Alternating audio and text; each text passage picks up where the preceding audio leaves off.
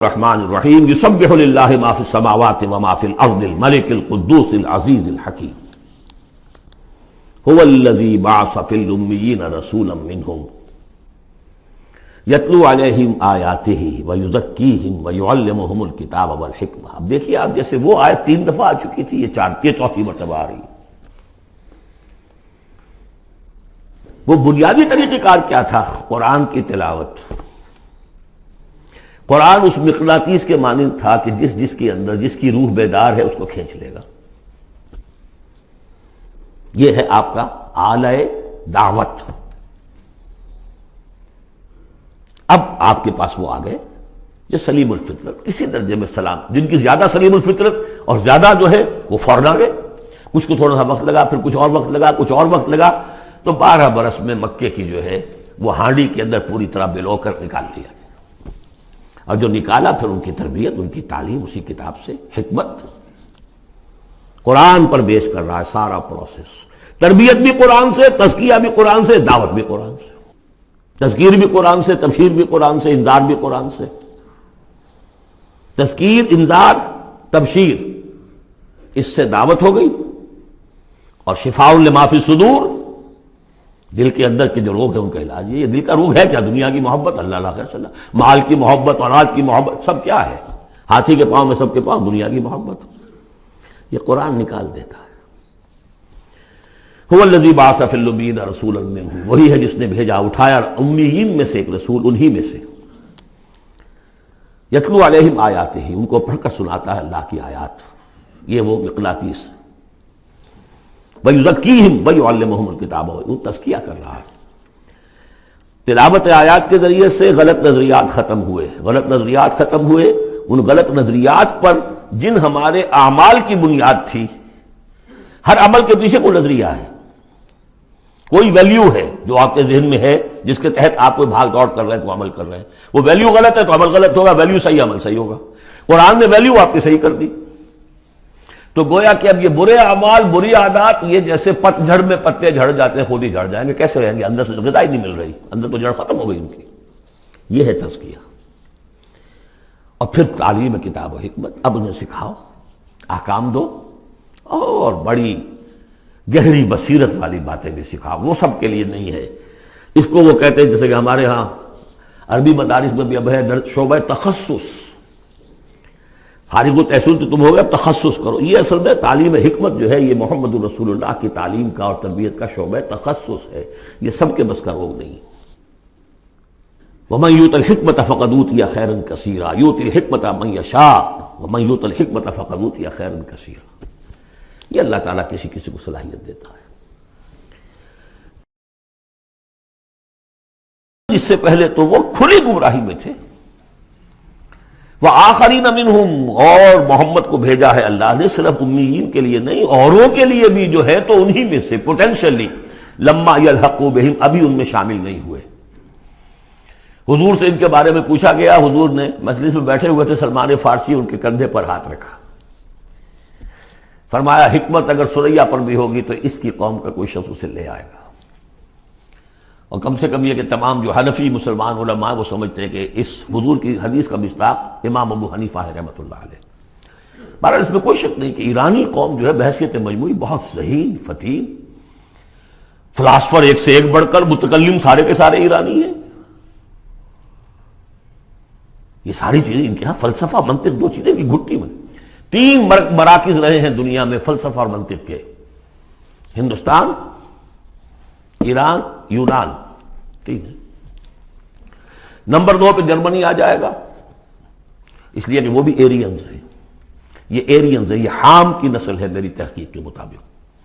اللہ تعالیٰ نے سام کی نسل کو چن لیا نبوت کے لیے، حام کی نسل کو چن لیا حکمت کے لیے۔ وآخرین منہم لما یلحقوا بہم، میرے نزدیک اس آیت کی صحیح تعبیر کیا ہے کہ ایک نیوکلیس، جیسے کہ اسٹرکچر آف ایٹم ہے، ایک نیوکلیس ہے، اس میں پروٹونز ہوتے ہیں، اور بھی بڑی بلائیں ہوتی ہیں، اب تو ایک سے ایک نکلی آ رہی ہیں۔ جب ہم نے فزکس پڑھی تھی تب یہ تھا کہ ایک نیوکلیس ہے، اس میں پروٹونز ہیں، پازیٹیو چارج ہے، اور پھر یہ ادھر جو ہے وہ اب جو الیکٹرانز چل رہے ہیں دائرے میں، بڑا ایٹم جو ہے وہ بہت سے دائروں میں۔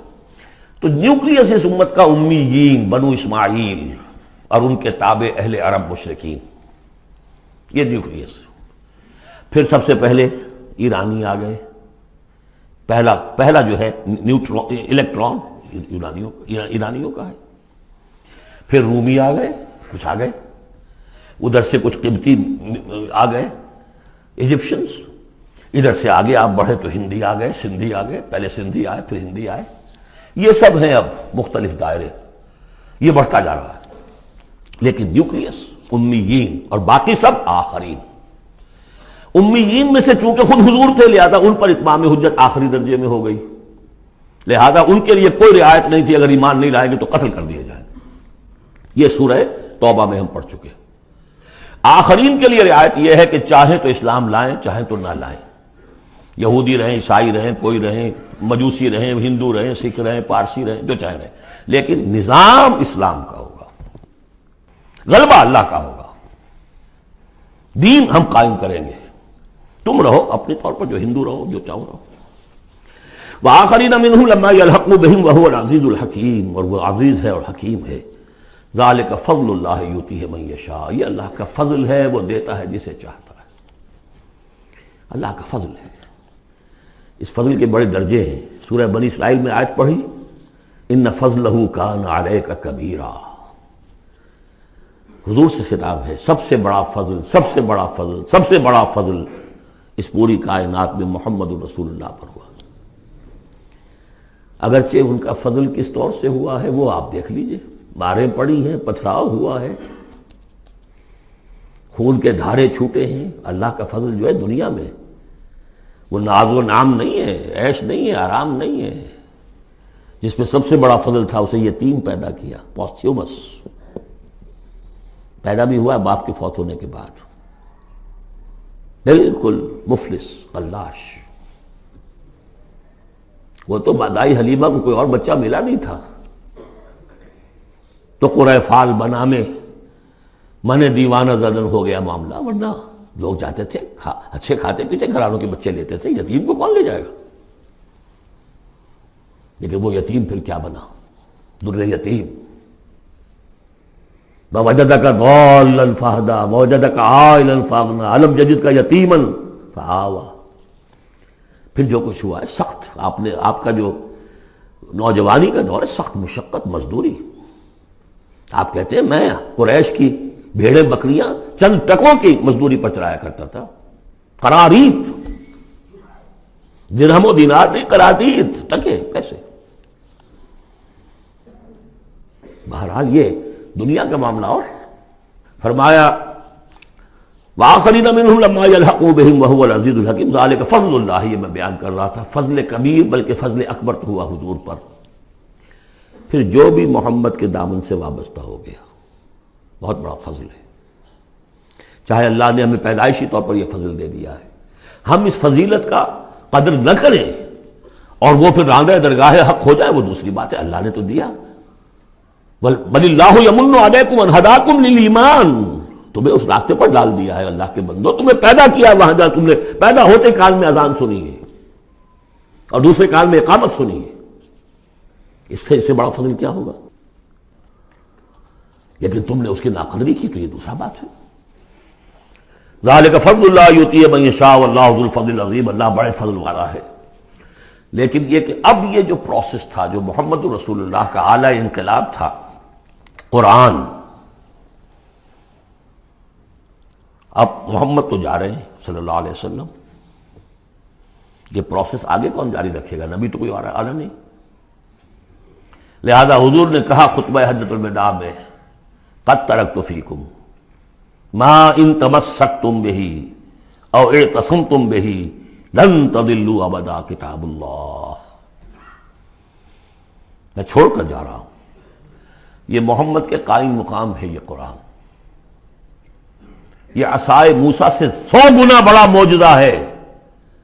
عصائے موسیٰ صرف موسیٰ کے ہاتھ میں تھا تو معجزہ تھا، بعد میں تو وہ لٹھیا کی لٹھیا ہے، اور کیا ہے، پڑا ہوگا کسی ٹرنک کے اندر، شاید ہو اب بھی، جیسے کہ کہتے ہیں یہودی ہے لاٹھی ہے، اب وہ سانپ تو نہیں بنے گا کسی کے لیے۔ یہ معجزہ ہے جو ہر ایک کے ہاتھ میں آ سکتا ہے، بشرطے کہ اس کا حق پہچانے، اس کا حق ادا کرے۔ اس کی قدر و قیمت کو جانے. افبہذا الحدیث انتم مدہنون وتجعلون رزقکم انکم تکذبون. اس کے ساتھ تمہارا یہ معاملہ ہے، یہ مداہنت ہے. دنیا بھر کی زبانیں سیکھ لو، دنیا بھر کے علوم سیکھ لو، اتنی عربی نہیں کہ قرآن مجید کو براہ راست سمجھ سکو. اور اگر یہ قرآن تمہیں پوزیس کر لے گا تو خدا کی قسم کھا کر کہتا ہوں کہ کسی اور کام میں دل نہیں لگے گا آپ کا. یہ کیا کام ہے؟ گھس گھس گھس گھس گھس کر کے تنخواہ ہو گئی 30,000 40,000 50,000 تنخواہ لے کے آ گئے. بس یہی ہے. Were you created for that?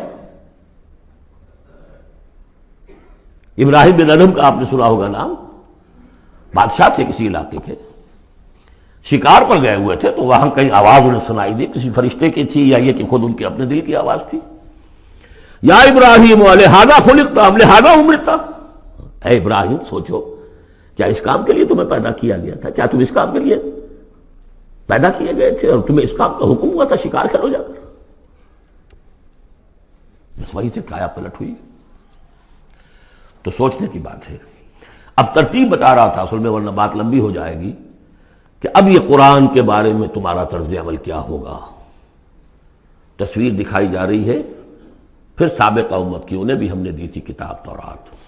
مثل الذین حملوا التوراۃ ثم لم يحملوها كمثل الحمار يحمل اسفارا. مثال ان لوگوں کی جو حامل تورات بنائے گئے پھر وہ اس کے حامل ثابت نہ ہوئے. اور حمل میں خاص ایک بات ہے، حمال کسے کہتے ہیں؟ بوجھ اٹھا کر ایک جگہ سے دوسری جگہ لے کر جانا، حمال اسے کہتے ہیں. اسر اور حمل میں نے فرق بتایا تھا آپ کو سورہ بقرہ جب پڑھ رہے تھے آخری، کہ اسر وہ بوجھ ہے جس کے نیچے انسان دب کر رہ جائے، چل نہ سکے، اسر ہے.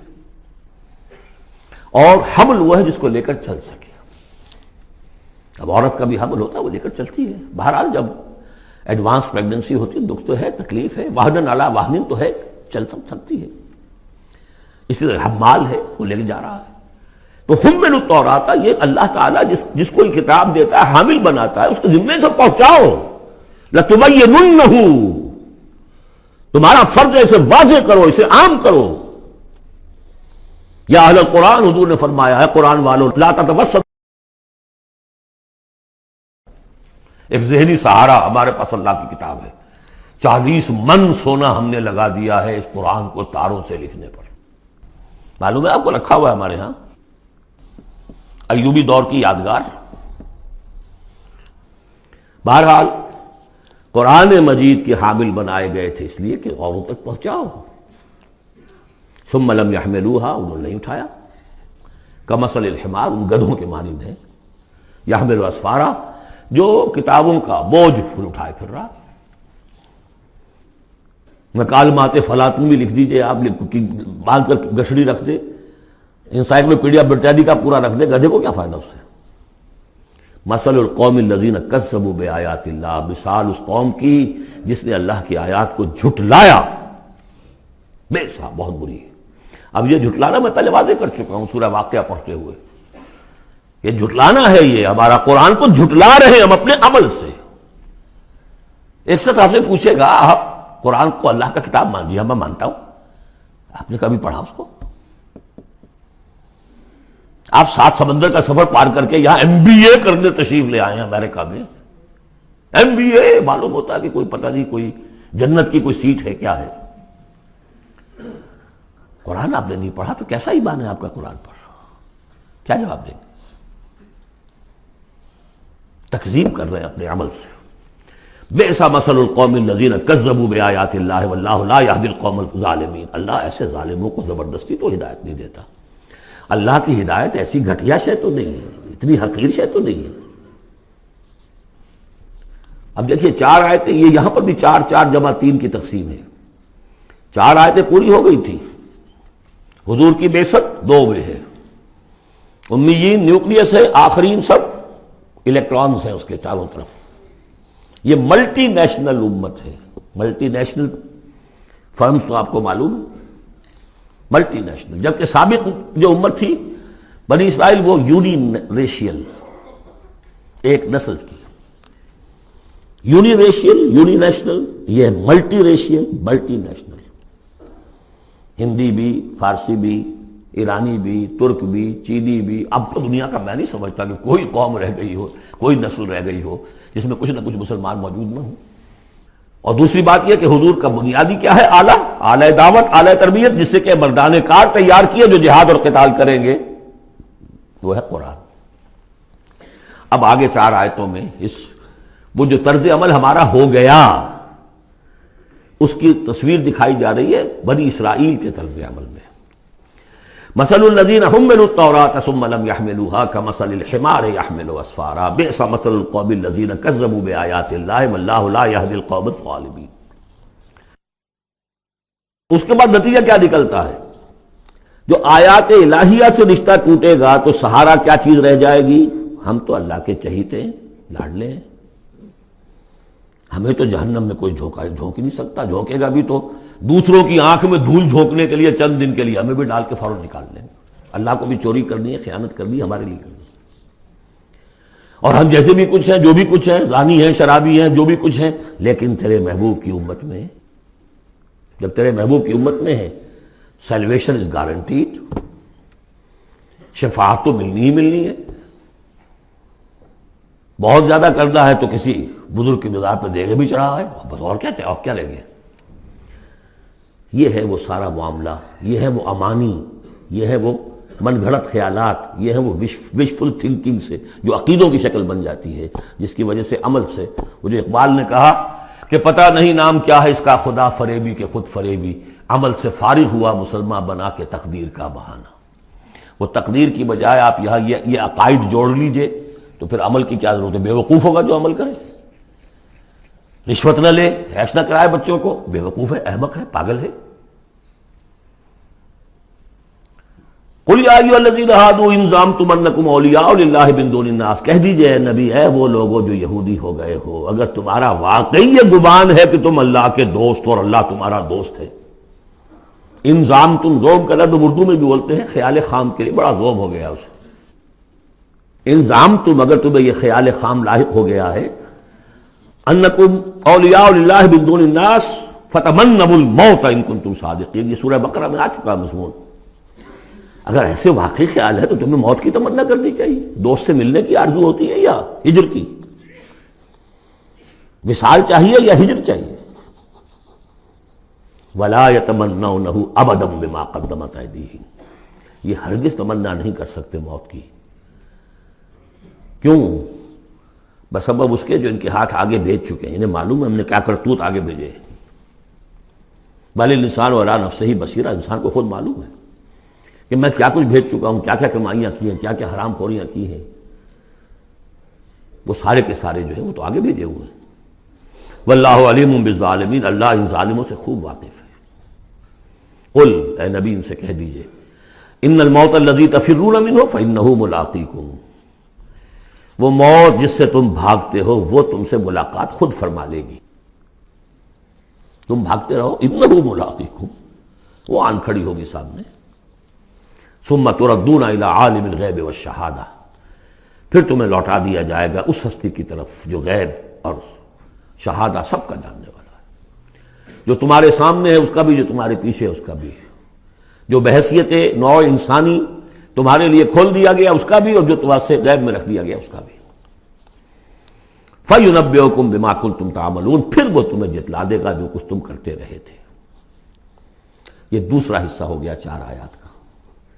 گویا کہ جو کتاب محمد رسول اللہ دے کر گئے ہیں، قد ترکتم، اور جس کے لیے حکم دے کر گئے تھے کہ اب تمہارے ذمے ہے، میرے کندھے پر سے یہ بوجھ اتر کر تمہارے کندھوں پر آ گیا ہے. الا هل بلغت انا نشهد انك قد بلغت واديت ونصحت، انا نشهد انك قد بلغت الرسالة واديت الامانة وكشفت الغمة. یہ تو گواہیاں لی ہیں.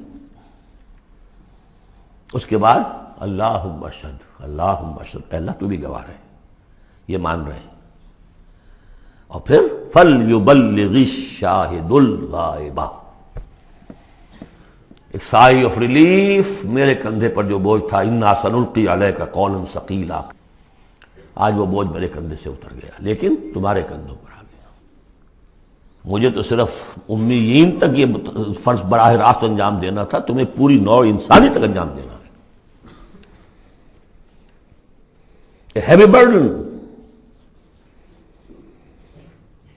اس کے لیے یہ ہے دوسرا حصہ 4 آیات کا۔ اب تیسرے حصے میں اس قرآن کی تعلیم عام، تعلیم بالغان کا جو ایک نظام قائم کیا گیا اس کا ذکر ہے۔ جمعہ کیا ہے اصل میں؟ اب رہ گئی رسم ادا روح بلالی نہ رہی، فلسفہ رہ گیا تلقین غزالی نہ رہی۔ یہ جمعہ کیا ہے؟ یہ حزب اللہ کا ہفتے وار اجتماع ہے۔ کمیونسٹوں کو بھی ایجاد کرنے پڑے تھے ہفتے وار اجتماع، ہفتے وار اجتماع، اسٹڈی سرکلز، اس لیے کہ انقلابی کارکن کے ذہن میں جب تک اس کا نظریہ تازہ نہ رہے وہ قربانی کیسے دے گا؟ قربانی تو ہر لحظہ آئے گی، ہر آن آئے گی، قدم قدم پر آئے گی۔ لہذا اس نظریے کا، نصب العین کا، اپنے مقصد کا شعور بالکل کانشس لیول کے اوپر مستحضر رہنا چاہیے۔ لہذا اجتماعات، اب ظہر کی نماز کی بجائے جمعہ، وہاں 4 فرض ہیں یا 2 کر دیے، 2 کی جگہ خطبہ۔ خطبہ کس لیے؟ تعلیم قرآن، تعلیم بالغان۔ ظاہر ہے وہاں کالجز نہیں تھے، کتابیں نہیں تھی، پریس نہیں تھے، چھاپے خانے نہیں تھے، آڈیوز نہیں تھے، ویڈیوز نہیں تھے، کچھ بھی تو نہیں تھا، لیکن ایک نظام ہے۔ ہفتے میں ایک دن ایسا نکال لو، اگرچہ پورا دن نہیں چاہیے، یوم سبت کی طرح نہیں ہے، نہاؤ دھو، اچھے کپڑے پہنو، خوشبو لگاؤ، آؤ مسجد میں چل کر، پہلی گھڑی میں آ جاؤ گے تو اتنا ثواب ہوگا جتنا کہ ایک اونٹ کی قربانی کا۔ ہم نے آنکھوں سے دیکھا ہوا بچپن میں 7-8 بجے کے قریب مسجدوں کے اندر ہجوم ہوتے تھے، لوگ پہنچ جاتے تھے گاؤں سے، اس لیے گاؤں میں جمعہ ہوتا نہیں تھا۔ اب تو ایک خاص مسلک ہمارے ہاں جو آیا، انہوں نے 4 آدمیوں پہ بھی جمعہ کھڑا کر دیا، تو اب خام خواہ کاہے کو جائے گا کوئی آدمی؟ یہ تھا کہ جو مسئلے جامع نہ ہو، جو ایک شہر نہ ہو جس کے اندر کہ کوئی حکومت کا ایک بڑا افسر نہ رہتا ہو، اس کے بغیر جمعہ نہیں ہوتا۔ پر ان مسئلوں کو چھوڑ دیجئے، آئیے جمع ہوئیے، کوئی نائب رسول منبر رسول پر کھڑے ہو کر وہی عمل کرے، یتلو علیہم آیاتہ ویزکیہم ویعلمہم الکتاب والحکمہ، تاکہ یہ پروسیس اب ابدی ہو جائے امت کے اندر۔ اس لیے جمعے کی یہ اہمیت ہے کہ فرمایا گیا کہ 3 جمعے بھی چھوڑ دو گے بغیر عذر کے لَيَخْتِمَنَّ اللَّهُ عَلَىٰ قَلْبِهِ، اس شخص سے، ایسے شخص کے دل کے اوپر اللہ تعالیٰ مہر کر دیتا ہے۔ لیکن بات یہی ہے کہ وہ ساری حکمت ختم، وہ مقصد ختم، نہ وہ مقصد ہے، رہ گئی رسم ادا روح بلالی نہ رہی، اور فلسفہ رہ گیا تلقین غزالی نہ رہی۔ جمعہ ہے، پھر بھی کھنڈر بتا رہے ہیں عمارت عظیم تھی، اب بھی جو اہتمام ہوتا ہے جمعے کے لیے کھنڈر ہی صحیح، لیکن بتا رہے ہیں کہ یہ کتنی بڑی عظیم عمارت تھی۔ یا ایھا الذین آمنوا اذا نودی للصلاۃ من یوم الجمعۃ فاسعوا الی ذکر اللہ وذروا البیع، اے ایمان والو جب تمہیں پکارا جائے نماز کے لیے جمعے کے دن، یعنی جمعے کی نماز کے لیے، تو لپکو اور دوڑو، ہر طرح کے کاروبار کو چھوڑ کر اللہ کے ذکر کی طرف، اور چھوڑ دو کاروبار۔ اور یہاں ذکر سے مراد نماز تو ذکر ہے ہی، اصل میں خطبہ ہے۔ ذالکم خیر لکم ان کنتم تعلمون، یہی تمہارے لیے بہتر ہے اگر تم علم رکھتے ہو۔ فَإِذَا قُضِيَتِ الصَّلَاةُ فَانتَشِرُوا فِي الْأَرْضِ وَابْتَغُوا مِن فَضْلِ اللَّهِ، یہودیوں کا جو یوم سبت والی وہ سختی نہیں ہے، صبح کا زیادہ وقت تو مطلوب ہے کہ لگے اس کام میں، لیکن جمعے کے بعد پھر آپ جائیں اپنے کام میں لگے۔ جب نماز ادا ہو چکے اب تم زمین میں منتشر ہو سکتے ہو، اور جاؤ اللہ کا فضل تلاش کرو، وابتغوا من فضل اللہ واذکروا اللہ کثیرا لعلکم تفلحون، اور اللہ کو یاد کرو کثرت سے تاکہ تم فلاح پاؤ۔ وَإِذَا رَأَوْا تِجَارَةً، اب یہ بھی کمزوری آ گئی جو مسلمانوں کے اندر ایک پیدا ہوئی تھی، اس کا طرف اشارہ کر دیا گیا اس صورت میں بھی۔ جب انہوں نے دیکھا کوئی تجارت کا معاملہ یا کوئی اور کھیل کود، انفضوا الیہا، تو خاص منافقین جو تھے وہ دوڑ کے چلے جاتے تھے، وترکوک قائما، اور آپ کو چھوڑ جاتے تھے کھڑے ہوئے۔ اور اس لیے کہ عام خیال یہ ہے کہ عام طور پر پہلے جو ہے خطبہ جیسے عیدین میں بعد میں ہوتا ہے، ایسے ہی جمعے کا خطبہ بھی بعد میں ہوتا ہے، سمجھا انہوں نے نماز تو ہو گئی چلو۔ فرمایا نہیں، قل ما عند اللہ خیر من اللہو والتجارہ، ان سے کہہ دیجئے جو اللہ کے پاس ہے وہ کہیں بہتر ہے اس کھیل کود سے بھی، تجارت سے بھی، واللہ خیر الرازقین، اور اللہ بہترین رزق عطا کرنے والا ہے۔